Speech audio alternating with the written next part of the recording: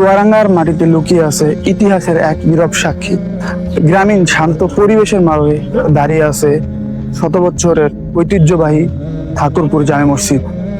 আমরা আজ দেখব এই মসজিদের সৌন্দর্য, এই মসজিদের কারুকাজ এবং এই মসজিদ সম্পর্কে জানা অজানা অনেক কথা আজকে জানার চেষ্টা করব। শেষ পর্যন্ত আপনারা সাথেই থাকবেন। ধন্যবাদ।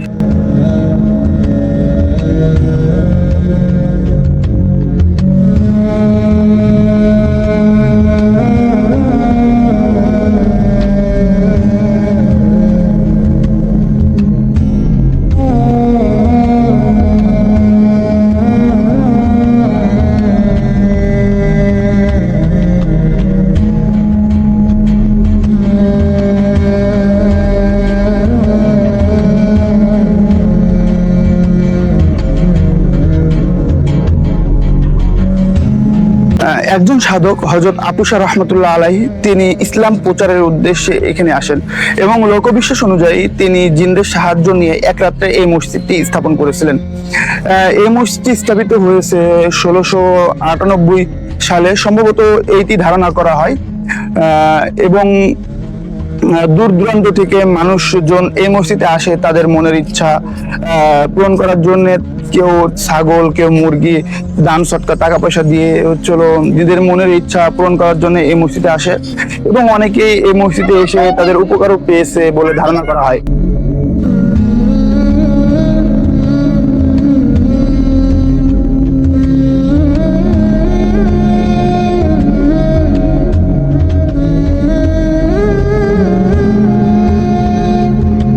সুপ্রিয় দর্শক, আমরা এখন আছি মসজিদের ভিতরে।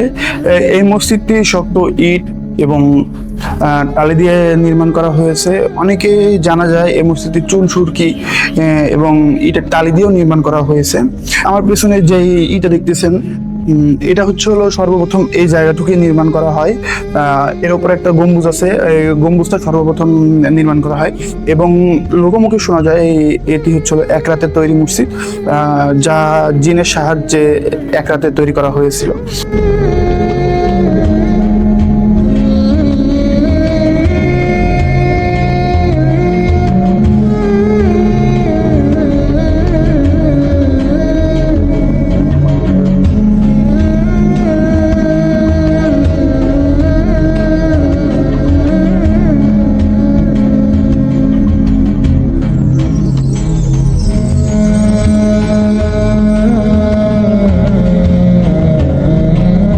আপনারা দেখেছেন যে এখানে মানুষেরা বিভিন্ন রকমের তেল পানি দিয়ে যায়।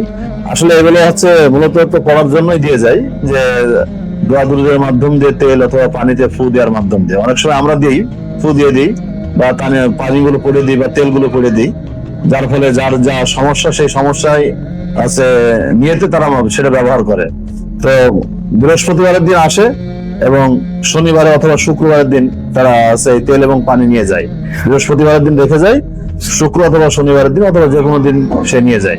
তো এগুলো আমরা তেল পানিগুলো আমরা পড়ে দিই। ধর্মীয় যে নির্দেশনা আছে সেই নির্দেশনা থেকেই আমরা পড়ে দিই। অনেকেও আবার না পড়েও নিয়ে চলে যায়। তো এভাবেই তারা এখানে এগুলো দিয়ে যায় এবং এর দ্বারা তারা উপকার পায় এবং এখানে তেল পানি পড়া করে নিয়ে গেলে অনেকের বিভিন্ন রকমের রোগ বালা মুসিবত আল্লাহর রাস্তে ভালো হয়ে যায়। এই বিশ্বাস থেকে তারা এখানে আসে।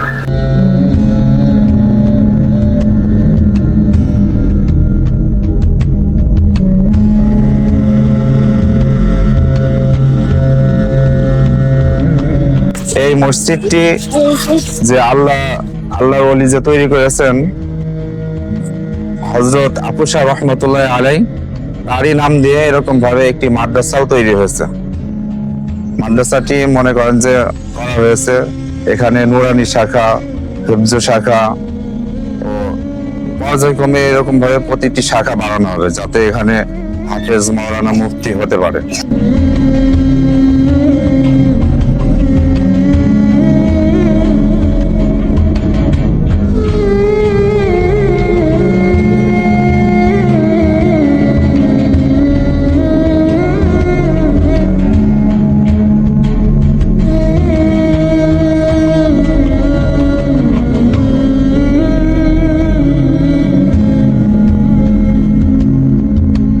Mm-hmm.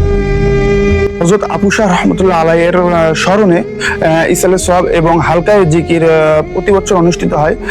তার জন্য প্রতি বছর দূর দূরান্ত থেকে অনেক জনগণ এখানে আসে এবং তারা এই ইসালে সওয়াব এবং হালকায় জিকিরে অংশগ্রহণ করে। তাদের থাকা খাওয়ার ব্যবস্থা এখানে হয় এবং তাদের আপনারা এই যে জায়গাতে দেখতে পাচ্ছেন এখানে রান্নার ব্যবস্থা করা হয় এবং এখানে একসাথে প্রায় 50টি ডেকচিতে খিচুড়ি এবং যারা এখানে গরু ছাগল মুরগি যারা এখানে দান করে সবকিছু মানে এখানে রান্না করা হয় এবং রান্না করার পরে সেগুলো বিতরণ করা হয়। এখানে আপনারা দেখতে পাচ্ছেন পাশেই একটা জায়গা আছে, এই জায়গা দিয়ে হচ্ছে হলো ওগুলো মানে একে একে সবাইকে দেওয়া হয়।